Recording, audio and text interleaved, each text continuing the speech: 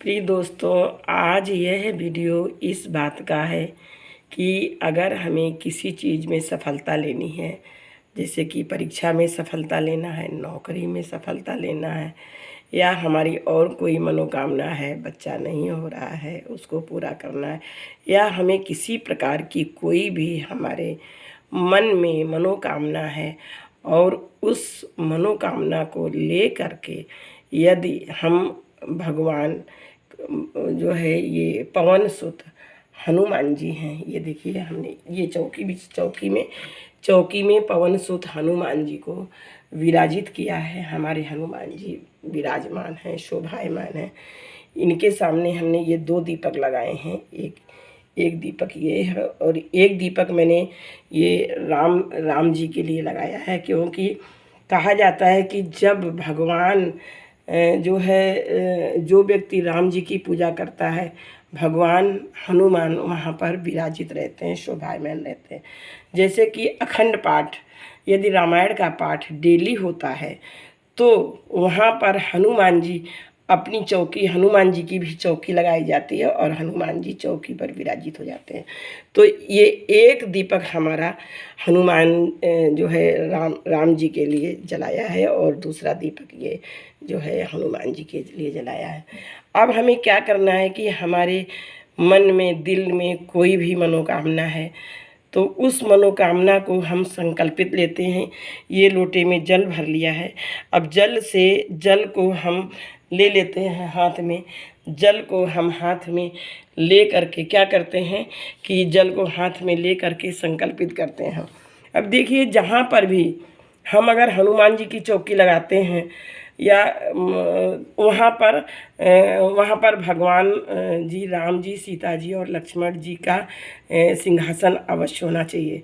क्योंकि कहते हैं क्या, हनुमत बैठ रहो आसन पर, हनुमत बैठ रहो आसन पर, जब तक कथा राम की होए, हनुमत बैठ रहो आसन पर, हनुमत बैठ रहो आसन पर, जब तक कथा राम की होए।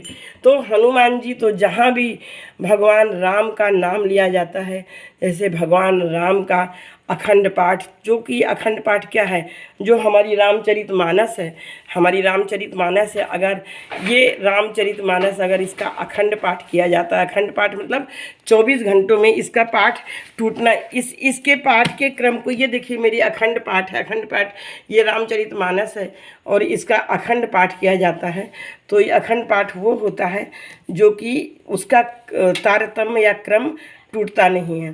तो हम अब आज तो पहले हनुमान जी के लिए बता रहे हैं कि हनुमान जी राम जी के ऐसे भक्त हैं जो कि वो कुछ भी हम मनोकामना लेकर अगर हनुमान जी की पूजा करते हैं तो हनुमान जी उस पूजा को हमारा अवश्य सफल करते हैं। आप छोटी से छोटी कोई भी आपके दिल में अगर मनोकामना है उसको आप संकल्प करके देख लीजिए और इसका जो है प्रत्यक्ष देख लीजिए कि आपकी मनोकामना पूरी होगी, अवश्य पूरी होगी। क्या है कि हनुमान जी की चौकी लगा देते हैं, हनुमान जी को तिलक लगा देते हैं, भगवान राम जी को भी तिलक लगाते हैं, पंचोपचार विधि से पूजा करते हैं, फल लगाए हैं, ज्योति जला दी है, ये कलश लगा दिया है, फल लगा दिए हैं, उनका भोग लगा दिया है। और भोग लगाने के साथ साथ क्या करते हैं कि ये जो अखंड ज्योति है, ये जो ज्योति जलाई है, इस ज्योति में ये देखिए इत्र भी डाल देते हैं। तो हमारी अगर इत्र है हमारे पास तो हम इत्र भी डाल देते हैं और इत्र से क्या है, इस ज्योति में इत्र डालते हैं और इत्र से हमारी मनोकामना और जल्दी पूरी होती है।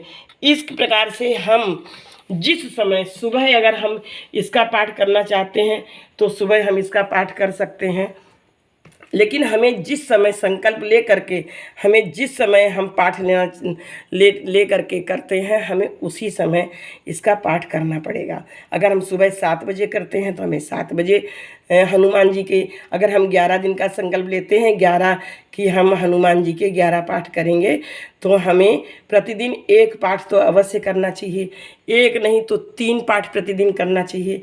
तो हम इस तरह से पूरे जैसे 11 दिन में 3 पाठ करेंगे तो हमारे 33 पाठ हो जाएंगे। अगर 11 दिन अगर हम मनोकामना के लिए करते हैं और हम अगर 108 पाठ करते हैं तो हमें कितना पाठ करना होगा, तो हमें 9 पाठ है रोज़ करना होगा। 11 दिन करते हैं, अगर 108 पाठ करते हैं तो हमें प्रतिदिन कितना पाठ, 11 दिन में 9 पाठ करेंगे तो 11 9 108, 108 पाठ हमारा हो जाएगा। लेकिन हमें प्रतिदिन फिर हनुमान जी की 9 बार हनुमान चालीसा पढ़नी पड़ेगी। और ये देखिए, अब हनुमान जी हमारी मनोकामना को अवश्य पूरा करते हैं। इस तरह से हम चौकी लगा करके हनुमान जी के सामने दिया जला करके, उनको फल चढ़ा करके, उनको पुष्प चढ़ा करके, हमारे पास जो भी उपलब्ध वस्तु है, अगर कोई नहीं भी है तब भी चलेगा, लेकिन हम संकल्पित होकर के, संकल्प ले करके, अब जैसे मैंने संकल्प लिया है कि मैं 11 दिन हनुमान जी का पाठ करूँगी यहाँ, और हमारी ये मनोकामना है। मनोकामना को क्या करते हैं, हम एक कागज़ में लिख लेते हैं कि पवन सुत हनुमान जी, हमारी यह मनोकामना आप पूरी करें, और मैं इतने दिनों के लिए इतने पाठ करूँगी, या मैं 11 दिन में 11 पाठ करूँगी। तो 11 दिन में अगर हम 11 पाठ करते हैं तो हमें रोज़ 1 पाठ करना पड़ेगा, है ना। इसी तरह से अगर हम 11 दिन में अगर 108 पाठ करते हैं कि हनुमान चालीसा हमें 108 पाठ करनी है, तो हमें 11 दिन में रोज़ 9 बार फिर हनुमान चालीसा का पाठ करना पड़ेगा। और इस तरह से संकल्प लेकर हमें हनुमान चालीसा का पाठ करना होगा। अब हम देखते हैं कि हनुमान चालीसा का पाठ हम किस तरह करते हैं। ये भी इस तरह से हमारी मनोकामना पूर्ण होती है। तो हम ये एक बार देख भी सकते हैं कि हम किस तरह से पाठ करें, और बहुत सरल तरीके से, सरल विधि से हम इनका पाठ लेकर के कर सकते हैं।